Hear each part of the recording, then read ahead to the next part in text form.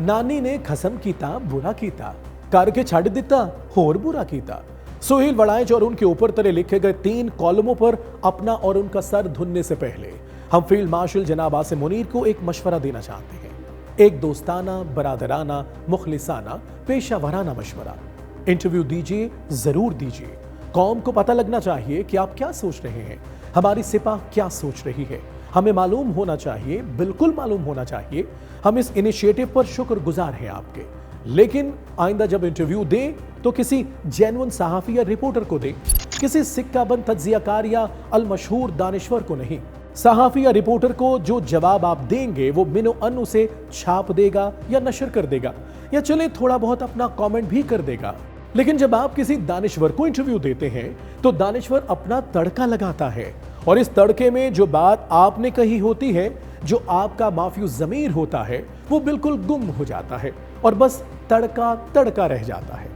सोहेल वड़ाइच और आपके दरमियान जो गुफ्तगू हुई है उसका भी यही हाल हुआ है कि सोहेल वड़ाइच का लगाया हुआ तड़का और तड़के की तरी तो बहुत अच्छे तरीके से सब तक पहुंच गई, मगर जो कुछ आपने कहा है वो कहीं नीचे इस तड़के और तरी के बहुत नीचे रह गया। लोग बस सोहेल वड़ाइच के लगाए तड़कों पर बहस कर रहे हैं। आपने जो वे फॉरवर्ड बताया, जो उम्मीद अफजा बातें की, वो सब सोहेल वड़ाइच साहब के लगाए हुए तड़कों की नजर हो गई। इंटरव्यू या गुफ्तगू आपकी बहुत अहम थी, लेकिन बयान ऐसे की गई कि सतर में सोहेल वड़ाइच साहब की जाती सोच और ख्वाहिशात ठाठे मारती नजर आती हैं। तो फील्ड मार्शल आसिम मुनीर साहब, आपसे दरखास्त है कि आप आइंदा इंटरव्यू दें तो यकीन कर लें कि इंटरव्यू लेने वाला इसमें अपने तड़के नहीं लगाएगा, जो आप कहेंगे जेर जबर के रद्द बदल के बगैर हम तक पहुंचाएगा। तो जनाब सोहेल वड़ाइच साहब, अब आते हैं हम आपकी तरफ। ये अंदाजा तो आपको अच्छी तरह हो गया होगा कि कलम और जबान से किसी को निशाना बनाना, रगेदना, भंभोड़ना बहुत आसान काम है, लेकिन जब यह कलम और जबानें आपको निशाना बनाती हैं तो अच्छे भले बंदे की सिट्ठी गुम हो जाती है। वड़ाइच साहब पर मुहावरे के बरक्स सर मुड़ाते ही औले नहीं पड़े। अपने अंदाज़े सहावत से सर तो जनाब ने काफी अरसे से मुंढा रखा था, लेकिन औले जरा लेट हो गए। लेकिन अब जो अचानक बरसे हैं तो तौबा। पहले अरशाद भट्टी के इंटरव्यू में उल्टे सीधे जवाब, फिर फिजा वाला टॉयलेट सफाई केस, फिर बीच में मौसूफ को एक दिन ख्याल आया कि एस्टेब्लिशमेंट के पास आईनी इख्तियार है कि वो अवाम पर तशद्दुद कर सकती है। ये सारी सर मुंडाने वाली हरकतें थीं, लेकिन लोग दरगुजर कर रहे थे। कोई कुछ कह नहीं रहा था कि एक सीनियर समझदार आदमी है। कुछ लोग सीनियर समझ रहे थे, कुछ मखौलिया समझ रहे थे। मखौलिया इसलिए कह रहे हैं कि एक दिन जियो के साथ में उनका अंदाज, बोलने का स्टाइल मखौलिया ही है। जी हाँ, जब कोई बंदा मुंह बना कर बोलता है तो मखौलिया ही होता है ना।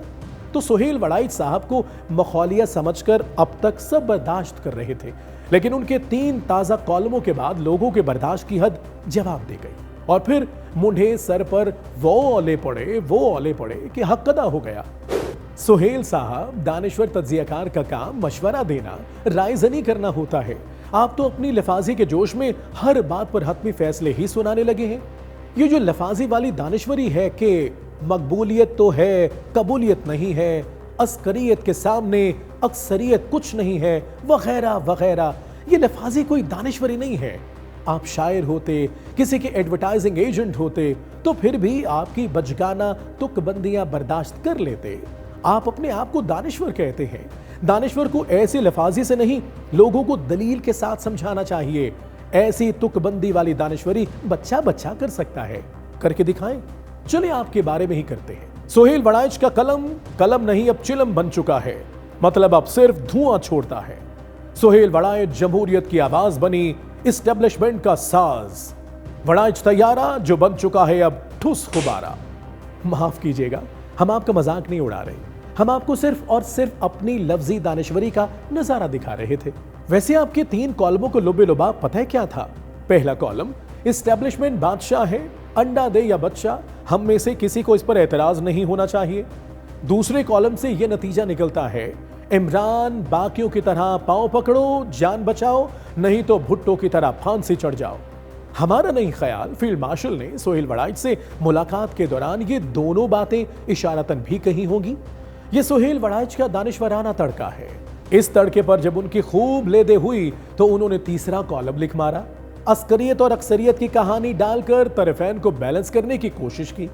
दरअसल ये एक मुंडे हुए सर की छतरी लेकर औलों से बचने की कोशिश थी, जो बुरी तरह नाकाम रही। नानी ने खसम कीता बुरा कीता, करके छड़ दिता होर बुरा कीता। मतलब अस्करियत के गुण गा रहे थे, गाते रहते। क्या जरूरत थी एकदम अक्सरियत की तरफ यूटर्न लेने की? ना आप अक्सरियत के रहे ना अस्करियत के। वैसे आईने में खड़े होकर अपने मखसूस अंदाज में पूछेगा तो सही खुद से, वैसे ही जैसे आप दूसरों से पूछते हैं। अपनी गलती का एहसास तो आपको अच्छी तरह हो ही गया होगा। अब आगे क्या प्रोग्राम है, अस्करियत की अक्सरियत? Talk is live, like share subscribe कीजिए, क्योंकि सच वही जो हम बोले। Talk is live.